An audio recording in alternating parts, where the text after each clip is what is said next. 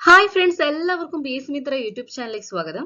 അപ്പോൾ നമ്മുടെ ഇന്നത്തെ വീഡിയോ സിലബസിൽ കൊടുത്തിരിക്കുന്ന ഏറ്റവും പ്രധാനപ്പെട്ട ഭേദഗതികളെ കുറിച്ചിട്ടാണ്. അപ്പോൾ ഇത്രയും ഭേദഗതികളാണ് സിലബസിൽ കൊടുത്തിരിക്കുന്നത്. 42 മുതൽ 104 വരെയുള്ള ഏറ്റവും പ്രധാനപ്പെട്ട ഭേദഗതികളാണ്. അപ്പോൾ നമുക്ക് ഈ ഒരു ഭേദഗതികൾ എന്തൊക്കെയാണെന്ന് നമുക്ക് ഡീറ്റെയിൽ ആയിട്ട് പഠിച്ചു പോവാം. വീഡിയോയിലേക്ക് കിടക്കാം. ഫസ്റ്റ് കൊടുത്തിരിക്കുന്നത് 42ാം ഭരണഘടനാ ഭേദഗതിയാണ്. വർഷം 1976 ഇത് അറിയപ്പെടുന്നത് മിനി കോൺസ്റ്റിറ്റ്യൂഷൻ എന്നാണ്. ധാരാളം മാറ്റങ്ങൾ വന്ന ഒരു ഭേദഗതിയായിരുന്നു. അതിനാലാണ് ഇത് മിനി കോൺസ്റ്റിറ്റ്യൂഷൻ എന്നാണ് ഇത് അറിയപ്പെടുന്നത്. ആ സമയത്ത് പ്രധാനമന്ത്രി ഇന്ദിരാഗാന്ധി ആയിരുന്നു. പ്രസിഡന്റ് ഫക്രുദ്ദീൻ അലി അഹമ്മദ് ആയിരുന്നു. ഇന്ദിരാഗാന്ധി പ്രധാനമന്ത്രി, ഫക്രുദ്ദീൻ അലി അഹമ്മദ് പ്രസിഡന്റുമായിരുന്നു. സൊറൻ സിംഗ് കമ്മിറ്റിയുടെ ശുപാർശ പ്രകാരമാണ് ഈ ഒരു ഭരണഘടനാ ഭേദഗതി നിലവിൽ വരുന്നത്. സൊറൻ സിംഗ് കമ്മിറ്റിയുടെ ശുപാർശ പ്രകാരമാണ്. ഇനി നമുക്ക് വന്ന പ്രധാനപ്പെട്ട മാറ്റങ്ങളാണ് പറയുന്നത്. ആമുഖം ആദ്യമായിട്ട് ഭേദഗതി ചെയ്യപ്പെട്ടു. ആമുഖം ആദ്യമായിട്ട് ഭേദഗതി ചെയ്യപ്പെട്ട ഭരണഘടനാ ഭേദഗതിയാണ്. ഒരേ ഒരു തവണ മാത്രമാണ് ആമുഖം ഭേദഗതി ചെയ്തത്. അത് ഈ ഒരു 42ാം ഭരണഘടനാ ഭേദഗതിയിലാണ്. എന്തൊക്കെയാണ് മാറ്റങ്ങൾ വന്നത്? സോഷ്യലിസ്റ്റ്, സെക്യുലർ, ഇന്റഗ്രിറ്റി എന്നീ വാക്കുകളാണ് അവിടെ കൂട്ടിച്ചേർത്തത്. സോഷ്യലിസ്റ്റ്, സെക്യുലർ മതേതരത്വം, ഇന്റഗ്രിറ്റി അഖണ്ഡത എന്നീ വാക്കുകളാണ് അവിടെ കൂട്ടിച്ചേർത്തത്. അപ്പൊ ഇന്റഗ്രിറ്റി എന്ന വാക്ക് കൂട്ടിച്ചേർത്തു എന്ന് പറഞ്ഞു. അപ്പം ആദ്യം ആമുഖത്തിൽ ഉണ്ടായിരുന്നത് ഐക്യം എന്നായിരുന്നു. ഇപ്പം ആമുഖത്തിൽ മാറ്റം വരുത്തിയതിനു ശേഷം ഐക്യവും അഖണ്ഡതയും എന്നാക്കി മാറ്റി. അപ്പൊ അങ്ങനെയാണ് ഈ വാക്കുകൾ കൂട്ടിച്ചേർക്കുന്നത്. സോഷ്യലിസ്റ്റ്, സെക്യുലർ, ഇന്റഗ്രിറ്റി എന്നീ വാക്കുകളാണ് കൂട്ടിച്ചേർത്തത്. അതേപോലെ 10 മൗലിക കടമകൾ കൂട്ടിച്ചേർത്തു. 10 മൗലിക കടമകൾ കൂട്ടിച്ചേർത്തു. ഇപ്പൊ 11 ഉള്ളത്. 10 മൗലിക കടമകളാണ് 42ാം ഭരണഘടനാ ഭേദഗതി പ്രകാരം കൂട്ടിച്ചേർത്തത്. അപ്പൊ മൗലിക കടമകൾ എന്ന ഒരു ഭാഗം കൂട്ടിച്ചേർത്തു. ആ ഭാഗമാണ് 4A. 4A എന്ന് പറയുന്ന ഭാഗം കൂട്ടിച്ചേർത്തു. ആർട്ടിക്കിൾ 51A ആണ്. 10 മൗലിക കടമകൾ കൂട്ടിച്ചേർത്തു. ഭാഗം 4A ആണ്. ആർട്ടിക്കിൾ 51A ആണ്. ഇനി അടുത്തത് ലോകസഭയുടെയും സംസ്ഥാന നിയമസഭയുടെയും കാലാവധി 6 വർഷമാക്കി ഉയർത്തി. ഇമ്പോർട്ടന്റ് ആണ്. ലോകസഭയുടെയും സംസ്ഥാന നിയമസഭകളുടെയും കാലാവധി 6 വർഷമാക്കി ഉയർത്തി. ഇത്രയും മാറ്റങ്ങളാണ് 42ാം ഭരണഘടനാ ഭേദഗതി വഴി വന്നത്. കൂടാതെ രാജ്യത്ത് എവിടെയും അടിയന്തരാവസ്ഥ പ്രഖ്യാപിക്കാൻ രാഷ്ട്രപതിക്ക് അധികാരം നൽകി. രാജ്യത്ത് എവിടെയും അടിയന്തരാവസ്ഥ പ്രഖ്യാപിക്കുവാൻ രാഷ്ട്രപതിക്ക് അധികാരം നൽകി. അതോടൊപ്പം തന്നെ മന്ത്രിസഭയുടെ ഉപദേശപ്രകാരമാണ് രാഷ്ട്രപതി പ്രവർത്തിക്കേണ്ടതെന്ന് വ്യവസ്ഥ ചെയ്തു. മന്ത്രിസഭയുടെ ഉപദേശപ്രകാരമാണ് രാഷ്ട്രപതി പ്രവർത്തിക്കേണ്ടത് എന്ന് വ്യവസ്ഥ ചെയ്തു. അതോടൊപ്പം തന്നെ അഡ്മിനിസ്ട്രേറ്റീവ് ട്രിബ്യൂണലിനെ കുറിച്ച് പറയുന്ന ഭാഗം 14A അഡ്മിനിസ്ട്രേറ്റീവ് ട്രിബ്യൂണലിനെ കുറിച്ച് പറയുന്നത്. അതും കൂട്ടിച്ചേർത്തു. അതിന്റെ ആർട്ടിക്കിൾ 323A ആണ്. അപ്പൊ ഇത് ശ്രദ്ധിച്ചു വെക്കുക. അഡ്മിനിസ്ട്രേറ്റീവ് ട്രിബ്യൂണലിനെ കുറിച്ച് പറയുന്ന ഭാഗം 14A ആണ്. ആർട്ടിക്കിൾ 323A ആണ്. ഇനി 5 വിഷയങ്ങൾ സംസ്ഥാന ലിസ്റ്റിൽ നിന്നും കൺകറന്റ് ലിസ്റ്റിലോട്ട് മാറ്റി. 5 വിഷയങ്ങളാണ് സംസ്ഥാന ലിസ്റ്റിൽ നിന്ന് കൺകറന്റ് ലിസ്റ്റിലോട്ട് മാറ്റിയത്.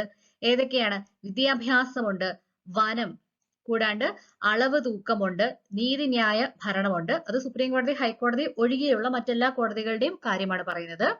അതോടൊപ്പം തന്നെ വന്യമൃഗങ്ങളുടെയും പക്ഷികളുടെയും സംരക്ഷണമാണ്. അപ്പൊ വിദ്യാഭ്യാസം, വനം, അളവ് തൂക്കം, നീതിന്യായ ഭരണം, വന്യമൃഗങ്ങളുടെയും പക്ഷികളുടെയും സംരക്ഷണം. അപ്പൊ ഇത്രയും വിഷയങ്ങളാണ് സംസ്ഥാന ലിസ്റ്റിൽ നിന്ന് കൺകറന്റ് ലിസ്റ്റിലോട്ട് മാറ്റിയത്. അപ്പൊ ഇത്രയൊക്കെയാണ് 42ാം ഭരണഘടനാ ഭേദഗതി വഴി വന്ന പ്രധാനപ്പെട്ട മാറ്റങ്ങൾ. അടുത്തത് 44ാം ഭരണഘടനാ ഭേദഗതിയാണ്. വർഷം 1978 ആ സമയത്ത് പ്രധാനമന്ത്രി മൊറാർജി ദേശായി ആയിരുന്നു. ഇനി നമുക്ക് വന്ന പ്രധാനപ്പെട്ട മാറ്റങ്ങൾ നോക്കാം. ആർട്ടിക്കിൾ 382 വന്ന ഒരു മാറ്റമാണ്. ആർട്ടിക്കിൾ 382 എന്ന് പറയുന്നത് ദേശീയ അടിയന്തരാവസ്ഥയുമായി ബന്ധപ്പെട്ട ആർട്ടിക്കിൾ ആണ്.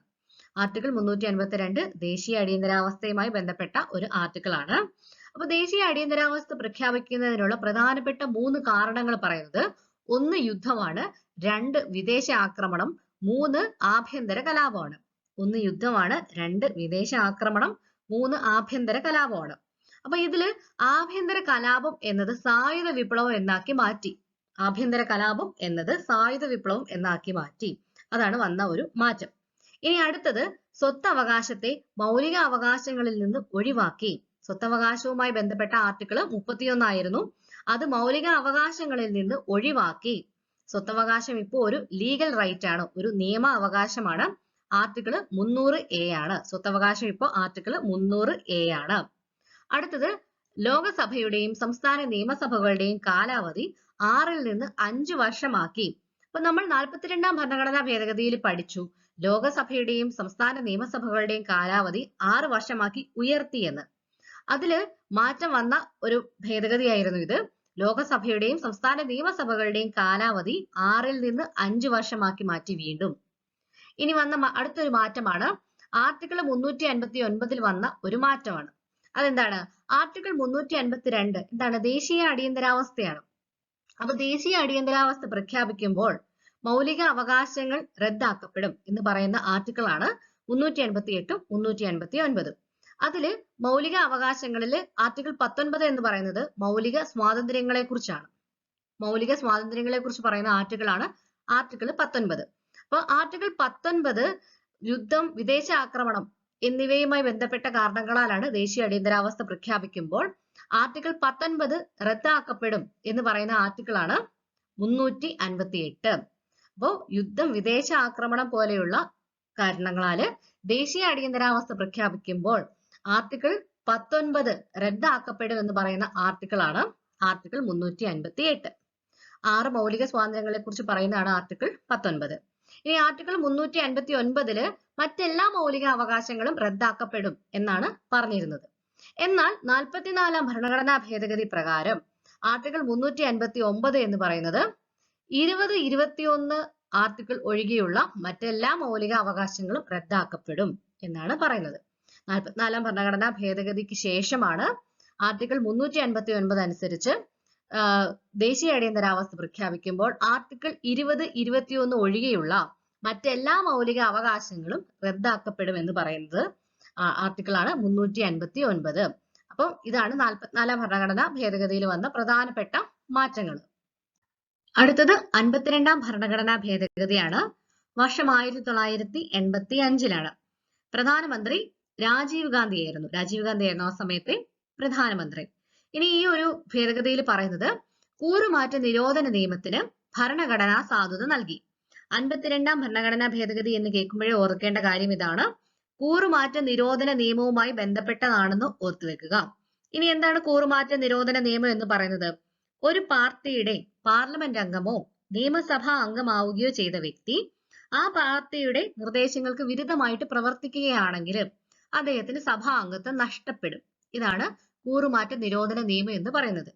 ഒരു പാർട്ടിയുടെ പാർലമെന്റ് അംഗമോ അല്ലെങ്കിൽ നിയമസഭാ അംഗമാവുകയോ ചെയ്ത ഒരു വ്യക്തി ആ പാർട്ടിയുടെ നിർദ്ദേശങ്ങൾക്ക് വിരുദ്ധമായിട്ട് പ്രവർത്തിക്കുകയാണെങ്കിൽ അദ്ദേഹത്തിന് സഭാ അംഗത്വം നഷ്ടപ്പെടും.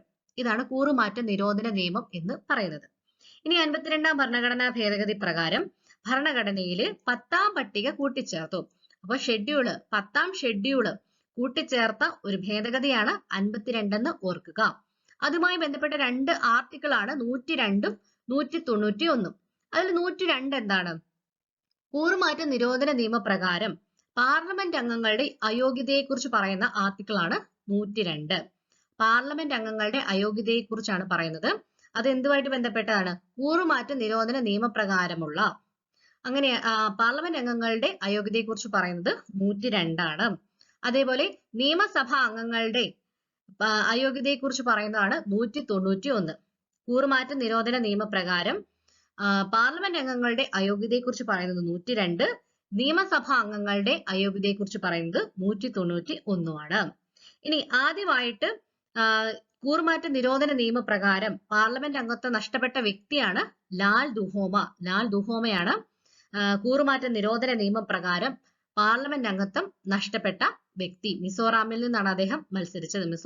മിസോറാം മണ്ഡലത്തിൽ നിന്നാണ് അദ്ദേഹം പാർലമെന്റ് അംഗമാകുന്നത്. അങ്ങനെ അദ്ദേഹത്തിന് കൂറുമാറ്റ നിരോധന നിയമപ്രകാരം അയോഗ്യനാക്കപ്പെട്ടു.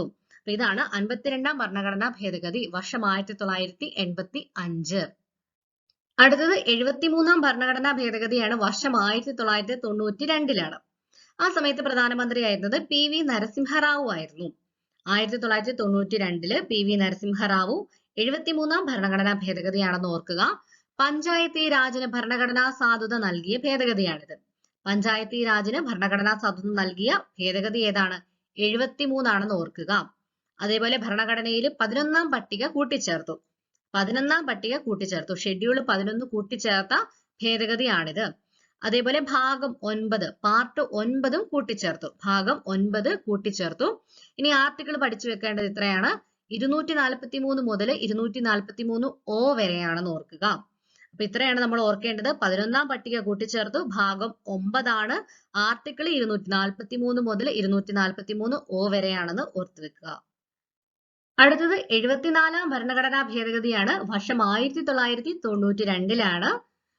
ആ സമയത്തും PV നരസിംഹറാവു തന്നെയായിരുന്നു പ്രധാനമന്ത്രിയായിരുന്നത്. ഇതെന്താണ് പറയുന്നത്? നഗരപാലികാ നിയമം അഥവാ മുനിസിപ്പാലിറ്റി നിയമം എന്ന് അറിയപ്പെടുന്നു. ഇത് അറിയപ്പെടുന്നത് നഗരപാലികാ നിയമം അല്ലെങ്കിൽ മുനിസിപ്പാലിറ്റി നിയമം എന്നാണ്. നഗരസഭകൾക്ക് സ്വയംഭരണാവകാശം നൽകി. നഗരസഭകൾക്ക് സ്വയംഭരണാവകാശം നൽകി. ഇനി കൂട്ടിച്ചേർത്ത പട്ടിക ഏതാണ്? 12ാം പട്ടിക കൂട്ടിച്ചേർത്തു. അപ്പൊ ഇവിടെ ശ്രദ്ധിക്കേണ്ടത് 12ാം പട്ടികയാണ് ഭരണഘടനയിൽ കൂട്ടിച്ചേർത്തത്. ഭാഗം 9A ആണ്. 9A ആണ്. ഇനി ആർട്ടിക്കിൾ പറയുന്നത് 243P മുതൽ 243ZG വരെയാണ്. 243P മുതൽ 243ZG വരെയാണ്. ഇത്രയാണ് ഓർക്കേണ്ടത്.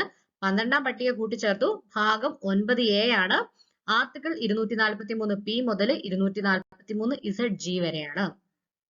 അടുത്തത് 86ാം ഭരണഘടനാ ഭേദഗതി. വർഷം 2002 ആണ്. AB വാജ്പേയി ആയിരുന്നു ആ സമയത്ത് പ്രധാനമന്ത്രി ആയിരുന്നത്. ഇതിൽ പറയുന്നത് എന്താണ്?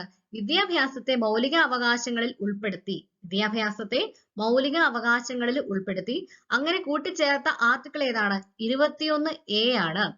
21A ആണ് കൂട്ടിച്ചേർത്ത ആർട്ടിക്കിൾ എന്ന് പറയുന്നത്. ഇതിൽ പറയുന്നത് എന്താണ്? 6 മുതൽ 14 വയസ്സ് വരെയുള്ള കുട്ടികൾക്ക് സൗജന്യ വിദ്യാഭ്യാസം മൗലിക അവകാശമാക്കി. 6 മുതൽ 14 വയസ്സ് വരെയുള്ള കുട്ടികൾക്ക് സൗജന്യ വിദ്യാഭ്യാസം മൗലിക അവകാശമാക്കി മാറ്റിയ ആർട്ടിക്കിൾ ഏതാണ്? 21A ആണ്. കൂടാണ്ട് വേറെ ആർട്ടിക്കിൾ ഏതാണ്? ആർട്ടിക്കിൾ 45-ലും ഭേദഗതി വരുത്തി. ഇതൊരു നിർദ്ദേശ തത്വങ്ങളിൽ പറയുന്നതാണ്. 6 വയസ്സിന് താഴെയുള്ള കുട്ടികൾക്ക് സംരക്ഷണവും വിദ്യാഭ്യാസവും നൽകണമെന്ന് അനുശാസിക്കുന്നു. അപ്പൊ 6 വയസ്സിന് താഴെയുള്ള കുട്ടികൾക്ക് സംരക്ഷണവും വിദ്യാഭ്യാസവും നൽകണമെന്ന് അനുശാസിക്കുന്ന ആർട്ടിക്കിൾ ഏതാണ്? ആർട്ടിക്കിൾ 45 ആണ്. ഇനി അതേപോലെ അടുത്തത് എന്താണ്? 51AK ആണ്. ഇതൊരു മൗലിക കടമയാണ്. 51AK എന്ന് പറയുന്നത് 11ാമത്തെ മൗലിക കടമയായിട്ട് പറയുന്നത് എന്താണ്?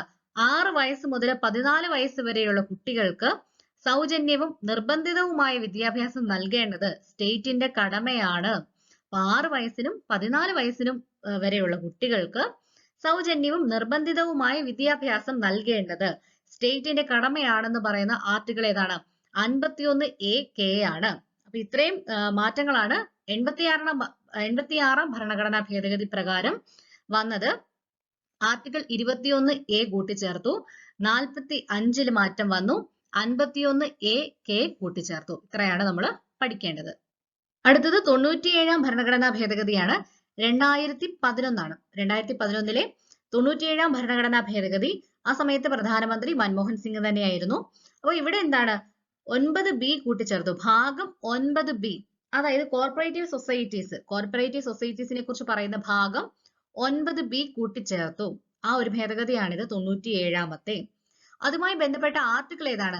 43B ആണ്. 43B ആണ് കൂട്ടിച്ചേർത്തത്. എന്നാൽ ഭേദഗതി വരുത്തിയ ആർട്ടിക്കിൾ ചോദിച്ചാൽ അത് 19(1)C ആണ്. ഭേദഗതി വരുത്തിയ ആർട്ടിക്കിൾ 19(1)C ആണ്. കൂട്ടിച്ചേർത്ത ആർട്ടിക്കിൾ 43B ആണ്. അതേപോലെ ഭാഗം 9B കൂട്ടിച്ചേർത്തു. കോർപ്പറേറ്റീവ് സൊസൈറ്റീസിനെ കുറിച്ചാണ് പറയുന്നതെന്ന് ഓർക്കുക. ഇത്രയാണ് 97ാം ഭരണഘടനാ ഭേദഗതി. വർഷം 2011 ആണ്. അടുത്തത് 101ാം ഭരണഘടനാ ഭേദഗതിയാണ്. വർഷം 2016 ആണ്. അപ്പൊ ഈ സമയത്ത് പ്രധാനമന്ത്രിയായിരുന്നത് നരേന്ദ്രമോദി ആയിരുന്നു. അപ്പൊ ഇതെല്ലാവർക്കും അറിയാവുന്നതാണ്. GST നടപ്പിലാക്കിയ ഒരു ഭേദഗതിയായിരുന്നു ഇത്. 101ാം ഭരണഘടനാ ഭേദഗതി എന്ന് പറയുന്നത് GST നടപ്പിലാക്കിയതാണ്. അപ്പൊ നമ്മൾ ഓർക്കേണ്ട ഒന്നാണ്, ഭേദഗതി ബില്ല് 122ാം ഭരണഘടനാ ഭേദഗതി ബില്ലാണ്. അപ്പൊ 101ാം ഭരണഘടനാ ഭേദഗതിയാണ്. എന്നാൽ ബില്ല് ഏതാണെന്ന് ചോദിച്ചാൽ, ഭേദഗതി ബില്ല് ചോദിച്ചാൽ അത് 122 ആണ്. ഇതുമായി ബന്ധപ്പെട്ട ആർട്ടിക്കിള് 246A ആണ്. GSTയുമായി ബന്ധപ്പെട്ട ആർട്ടിക്കിള് 246A ആണ്. അതേപോലെ GST കൗൺസിലുമായിട്ട് ബന്ധപ്പെട്ട ആർട്ടിക്കിൾ ചോദിച്ചാൽ 279 ആണ്. അപ്പൊ GSTയുമായി ബന്ധപ്പെട്ട് കൂട്ടിച്ചേർത്ത ആർട്ടിക്കിൾ ആണ് 246A. GST കൗൺസിലുമായിട്ട് ബന്ധപ്പെട്ട് കൂട്ടിച്ചേർത്ത ആർട്ടിക്കിൾ ചോദിച്ചാൽ അത് 279A ആണ്. അതേപോലെ ഇന്ത്യയിൽ GST നിലവിൽ വന്നത് 2017 ജൂലൈ 1-നാണ്. 2017 ജൂലൈ 1-നാണ് ഇന്ത്യയിൽ GST നിലവിൽ വരുന്നത്. അപ്പോൾ ആർട്ടിക്കിളുകളൊക്കെ ഓർക്കുക. 246A ആണ്. GST കൗൺസിൽ ആണെങ്കിൽ 279A ആണ്. 101-ാം ഭരണഘടനാ ഭേദഗതിയാണ്. ബില്ല് ഓർത്തു വെക്കുക. 122-ാം ഭേദഗതി ബില്ലാണ്. അടുത്തത് 102-ാം ഭരണഘടനാ ഭേദഗതിയാണ്. വർഷം 2018 ആണ്. അപ്പൊ ആ സമയത്ത് പ്രധാനമന്ത്രി നരേന്ദ്രമോദി ആയിരിക്കും. പിന്നെയുള്ളതെല്ലാം നരേന്ദ്രമോദി ആയിരിക്കുമല്ലോ. അപ്പൊ ഭേദഗതി ബില്ല് ചോദിച്ചാൽ അത് 123 ആണ്. 102-ാം ഭരണഘടനാ ഭേദഗതി 123-ാം ഭേദഗതി ബില്ലാണ്. അപ്പൊ ഇതിൽ പറയുന്നത് ദേശീയ പിന്നോക്ക വിഭാഗ കമ്മീഷന് ഭരണഘടനാ പദവി ലഭിച്ചു. ദേശീയ പിന്നോക്ക വിഭാഗ കമ്മീഷന് ഭരണഘടനാ പദവി ലഭിച്ച ഒരു ഭേദഗതിയാണ് 102. അപ്പൊ കൂട്ടിച്ചേർത്ത ആർട്ടിക്കിൾ ഇതാണ്. 338B ആണ്. ദേശീയ പിന്നോക്ക വിഭാഗ കമ്മീഷനെ കുറിച്ച് പറയുന്ന ആർട്ടിക്കിൾ ഏതാണ്? 338B. ഇത് കൂട്ടിച്ചേർത്തു. അടുത്തത് 103-ാം ഭരണഘടനാ ഭേദഗതി 2019 ആണ്. ഭേദഗതി ബില്ല് 124 ആണ്. 124-ാം ഭേദഗതി ബില്ലാണത്. എന്താണ് പ്രത്യേകത? മുന്നാക്ക വിഭാഗക്കാരിൽ സാമ്പത്തികമായിട്ട് പിന്നോക്കം നിൽക്കുന്നവർക്ക് 10% സംവരണം ഏർപ്പെടുത്തി. മുന്നോക്ക വിഭാഗക്കാരില് സാമ്പത്തികമായിട്ട് പിന്നോക്കം നിൽക്കുന്നവർക്ക് 10% സംവരണം ഏർപ്പെടുത്തിയ ഒരു ഭേദഗതിയായിരുന്നു 103-ാം ഭരണഘടനാ ഭേദഗതി. വർഷം 2019 ആണ്. അപ്പൊ ഇതിൽ മാറ്റം വന്ന ആർട്ടിക്കിളുകൾ ഏതൊക്കെയാണ്? 15, 16. അപ്പൊ ഓർത്ത് വെക്കുക, 15, 16 എന്നീ ആർട്ടിക്കിളുകളിൽ പരിഷ്കരിച്ചു. ഈ ആർട്ടിക്കിള് പരിഷ്കരിച്ചു എന്ന് ഓർത്ത് വെക്കുക. അടുത്തത് 104-ാം ഭരണഘടനാ ഭേദഗതിയാണ്. വർഷം 2020 ആണ്. അതുമായി ബന്ധപ്പെട്ട ഭേദഗതി ബില്ല് 126 ആണ്. അപ്പൊ ഇവിടെ പറയുന്നത് ലോകസഭയിലേക്കും സംസ്ഥാന നിയമസഭകളിലേക്കുമുള്ള പട്ടികജാതി പട്ടികവർഗ സംവരണം 10 വർഷത്തേക്ക് കൂടി ദീർഘിപ്പിച്ചു. അപ്പൊ പട്ടികജാതി പട്ടികവർഗ സംവരണം അത് ലോകസഭയിലേക്കും സംസ്ഥാന നിയമസഭകളിലേക്കുമുള്ളതാണ്. അത് 10 വർഷത്തേക്ക് കൂടി ദീർഘിപ്പിച്ചു. ഇനി പറയുന്നത് ആംഗ്ലോ ഇന്ത്യൻ സംവരണം അവസാനിപ്പിച്ചു. അതായത് രാഷ്ട്രപതിക്കും ഗവർണർക്കും പാർലമെന്റിലേക്കും അതേപോലെ നിയമസഭകളിലേക്കും ആംഗ്ലോ ഇന്ത്യൻസിനെ നോമിനേറ്റ് ചെയ്യാമായിരുന്നു. അപ്പൊ അത് അവസാനിപ്പിച്ചു.